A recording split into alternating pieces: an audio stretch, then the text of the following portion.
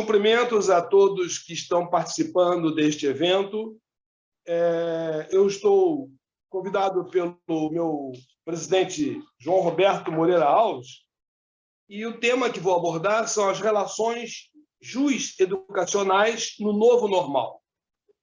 Um tema bastante complexo, que abre diversas linhas de reflexão e que vamos tentar, talvez, fazer uma divisão para facilitar a nossa exposição. Primeiro, na abertura desta minha comunicação, eu quero dizer que existem 3 questões que direcionam esse meu pensamento. Primeira, tratar da questão da saúde, as recomendações de saúde neste momento. Segunda, quais os impactos da pandemia para as escolas. E, por fim, os aspectos pedagógicos que estão instalados a partir deste momento que estamos vivendo.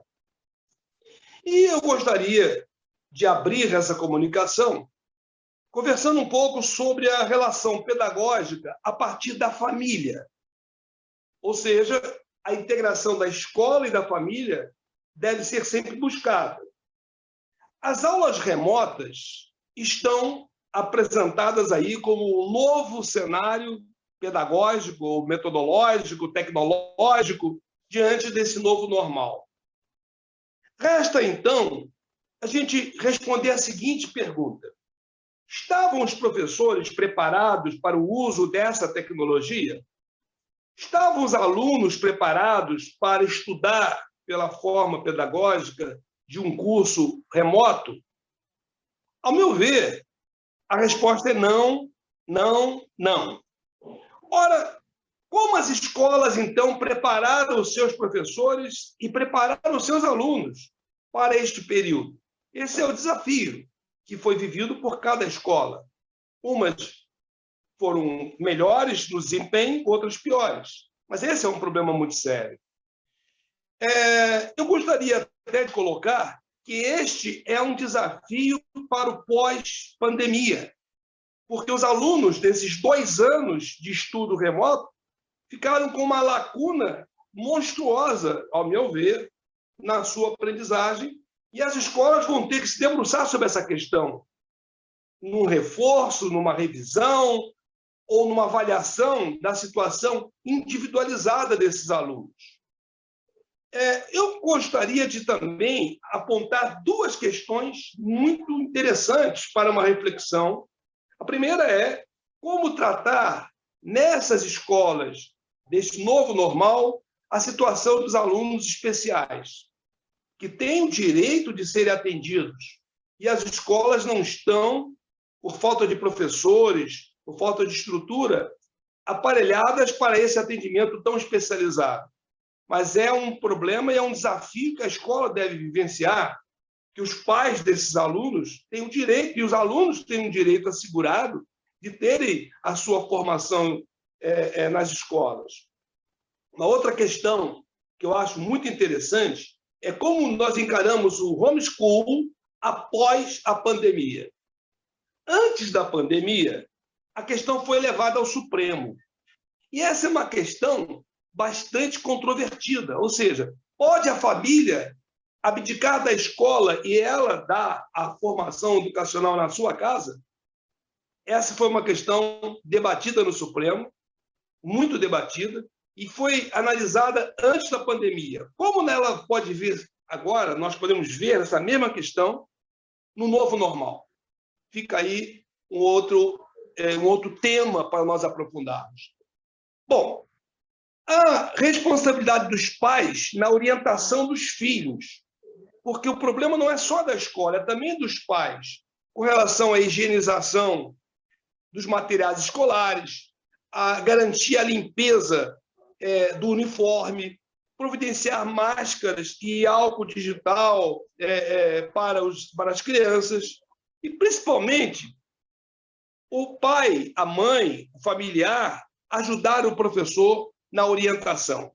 Deixo aqui algumas dicas para esse relacionamento da escola com a família.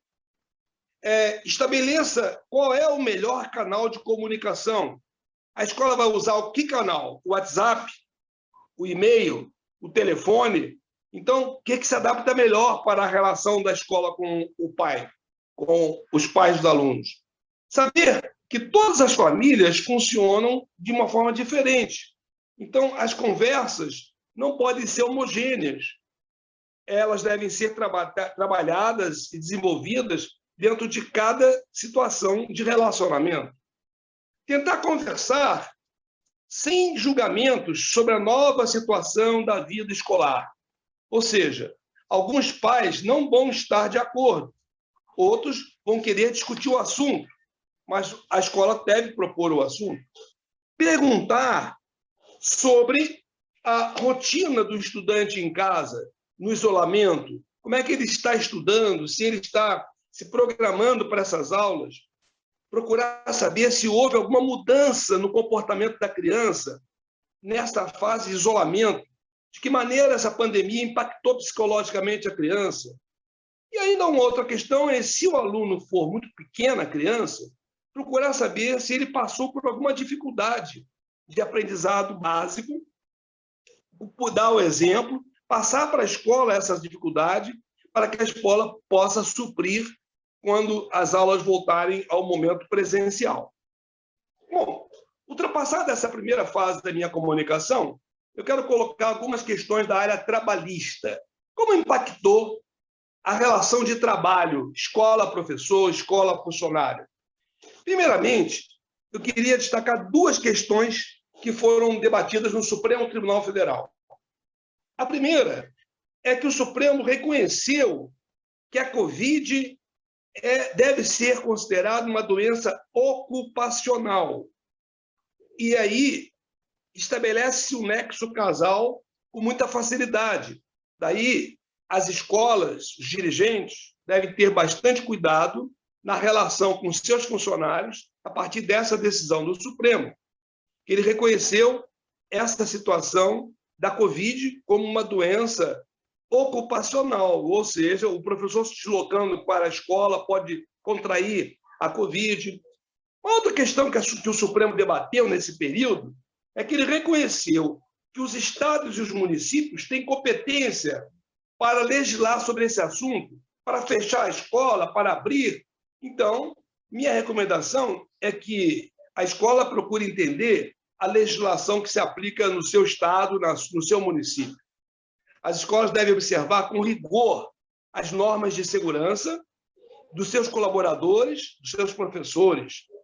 E eu gostaria também de apresentar e destacar uma norma que foi editada em 18 de junho do ano passado, uma portaria conjunta número 20, que foi do Ministério da Economia, Secretaria Especial de Previdência e Trabalho, que estabeleceu medidas a serem observadas visando prevenção, controle e mitigação dos riscos de transmissão do Covid-19. Bom, resumindo, do ponto de vista do custo da folha de pagamento, as empresas que anteciparam férias sofreram consequências com o impacto de pagamento dessas férias, do terço sobre as férias. Ou seja, nós tivemos vários impactos causados pelo Covid na relação trabalhista, escola, professor, funcionário. Um tema que pode ser destacado como um outro tópico da nossa comunicação é a relação da escola com os pais e o direito do consumidor. A proteção à saúde é uma proteção que deve ser garantida ao consumidor. Os governos estaduais, municipais, quando determinam suspensão das aulas, a partir de março de 2020, com essa situação, eles criaram uma série de dúvidas que foram surgindo num efeito cascata. Muitos pais, com medo de serem afetados pela relação, pelo efeito econômico da crise, buscaram a suspensão do contrato. Ou seja, o pai não estava podendo mais pagar a escola, pede para suspender o contrato, ou para revisar o valor do contrato. Isso gerou também muita discussão no meio jurídico e muitos problemas foram levados ao judiciário, justamente por estar elencada nesta esfera de direitos fundamentais, que promove uma firme regulação na prestação dos serviços educacionais. Ou seja, os serviços educacionais são considerados fundamentais, direitos fundamentais do ser humano. E, por essa razão, a regulação é muito rigorosa. Daí se coloca a seguinte questão: e os pais que resolveram suspender o pagamento das mensalidades? Tipicamente, os consumidores desse serviço pagam por uma anuidade quando se fala do ensino básico, infantil, fundamental ou ensino médio. E semestralidade quando se está falando nas universidades, no curso superior. Portanto, no caso da relação com consumidor de escola, de educação, não se trata de um tipo de serviço que é prestado e pago mês a mês, como a conta de luz, a conta de gás, né? E os pais contratam uma carga horária que deve ser atendida, ou seja, a escola é obrigada a cumprir essa carga horária anual de 800 horas, que deverão ser distribuídas durante aquele determinado período letivo, o ano letivo. Bom, antes da pandemia, a Lei de Diretrizes e Bases da Educação Nacional exigia 200 dias de trabalho educacional. Entretanto, por meio de uma medida provisória, a 934 de 2020, o governo federal dispensou as escolas de cumprir essa carga horária, esses dias letivos. Então, as escolas podem ajustar com os pais, por meio de uma negociação com associações, como seria o atendimento a esse contrato dentro de X dias de aula. E aí eu quero sugerir e indicar as OABs, as subseções da Ordem dos Advogados do Brasil, elas dispõem de comitês, de conselhos, de mediação, que podem ser usados para esse problema, para resolver essa demanda. Bom, nós temos também alguns problemas financeiros e pedagógicos que se interligaram. Por exemplo, apenas no ensino infantil não se autoriza a substituição do ensino presencial por aula remota. Nos outros, no ensino básico, nas outras modalidades, nos outros estágios do ensino, essa substituição é possível. O envio de atividades para os alunos, para aqueles que não realizam aula presencial, o aluno receber por internet as atividades, não afeta necessariamente a possibilidade de se cumprir uma carga horária, mas se coloca uma questão pedagógica. Como é que vamos avaliar o nível dessas aulas remotas? Esse é um grande desafio para a educação brasileira. Esse uso dos meios tecnológicos de informação deve permitir a comunicação, a interação entre alunos, professores e os pais acompanhando esse processo. Se a escola do seu filho observa esses parâmetros, não será necessária a reposição de aulas presenciais. Inclusive, eu quero destacar que a Lei Federal 9.870, de 1999, dispõe sobre o valor total das anuidades escolares. Ela permite o aumento do valor da anuidade quando nós temos uma despesa extraordinária, uma despesa especial, que tem que ser demonstrada numa planilha. Entretanto, nós também falamos que a relação jurídica estabelecida entre pais e a escola, ela é regida fundamentalmente pelo Código do Direito do Consumidor, sendo que o seu artigo 6º, inciso 5º, é indicado como um direito básico do consumidor a modificação das cláusulas contratuais que estabeleçam prestações desproporcionais na relação entre o que está sendo apresentado e o que está sendo cobrado. Os serviços extraordinários, que não são pedagógicos, como eles estão sendo tratados. Ou seja, por exemplo, quando o pai contrata uma van, um carro para levar a criança até a escola, a questão de alimentação. Nesses casos, nós não temos a mesma situação da relação pedagógica da escola com o pai. Ou seja, muitos pais, em conjunto ou individualmente, contratam esses serviços, e esses serviços são somente regulados pelo Código de Direito do Consumidor. Ou seja, se não está sendo prestado serviço, não tem que pagar e ponto. Se não está tendo aula presencial, houve uma interrupção desse serviço, não vai se pagar, vai se continuar pagando por um serviço que não está sendo executado. Ao contrário, quando não está tendo aula presencial, mas a escola está suprindo através de aula remota, não há por que se justificar interromper o pagamento da mensalidade. Por tudo isso, nós chegamos a algumas conclusões. A primeira é que a maneira de se resolver cada ponto desses que eu apresentei é através de negociação entre os pais e os dirigentes das escolas. É a melhor forma de se conduzir. E eu volto a dizer que a Ordem dos Advogados do Brasil, através de suas subseções, está instalada tecnicamente e com advogados que fizeram cursos e estão preparados para colaborar nessa mediação.